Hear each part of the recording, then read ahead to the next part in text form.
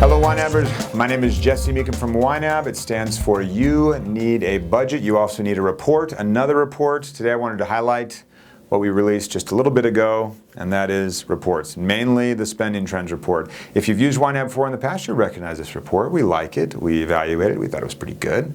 We got it into the new Ynab. And what's it used for? Well, a few things. Overall, you can see how your spending's doing. This is the trends, not the totals.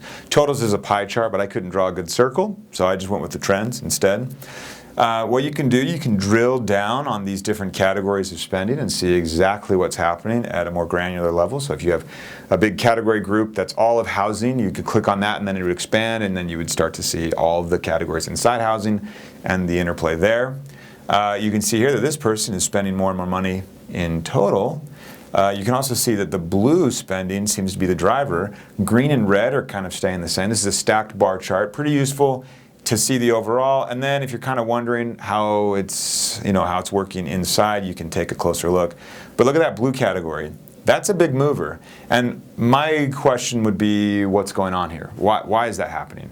And maybe it's something seasonal. Maybe May was a big vacation, and these are like little vacations. I don't really know. But the idea is that you could drill into something and find out what happened. Now, looking back is useful because you can get a feel for how things go on average.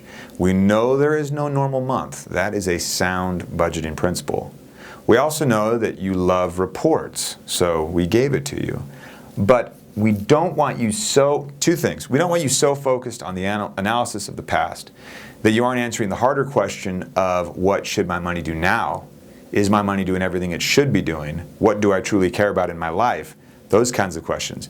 Clicking around on a report to do that shallow work that I talked about a couple weeks ago and just feel like you're making progress with your money, that's no good. That's not progress. It's shallow work. We want the deep work. So don't let the report be a tool for just kind of shallowly feeling like you're doing something in your budget. Use it as a tool for deep work where you're saying, what is going on here? What is happening? What does this mean? Is this really lined up with what I want my money to do? And start tackling those bigger questions. Have it spur deep questions, not just shallow clicking activity, right?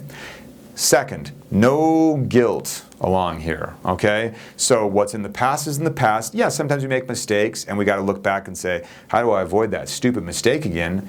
Heaven knows we all have experienced that. I've had my fair share. But you don't want to look at the report as some kind of a tool for guilt tripping, maybe someone else that's involved with the finances. You wouldn't want to do that. You want to do it as a way to say, how best do we move forward? Given what happened in the past, how do we go forward? Don't use it as a guilt bludgeon, okay? Just gather data with it. How best do we take that data? Knowing what we know now, how best do we move forward? Stay focused on the future and what you want your money to do. It's far more effective. Don't spend a lot of time saying what you wish your money had done. It's already over. Now, if, gosh, I wish my money would have done this, if that spurs you to take action and change the future, cool. But I just don't want you dwelling on should-haves. Oh, we should have done this, we should have, and this guilt and kind of just getting mired down in could-haves, should-haves, what-ifs. Instead, say, what will we do? What will we make happen?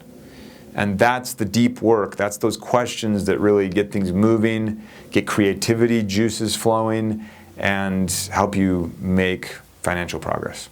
At the end of the day, that's what we're all about. So I am curious what we'll talk about now that reports are out. And I'm sure we'll figure it out. I'm sure we'll figure out what our next thing is that we can bring up all the time. And when we do, we'll embrace that. But in the meantime, enjoy your reports, and we're glad we could finally get them out to you. It took us a long time, but we like how they turned out, and we hope you do too. We hope that you use them as a force for good, not as a force for guilt. I will see you guys next week.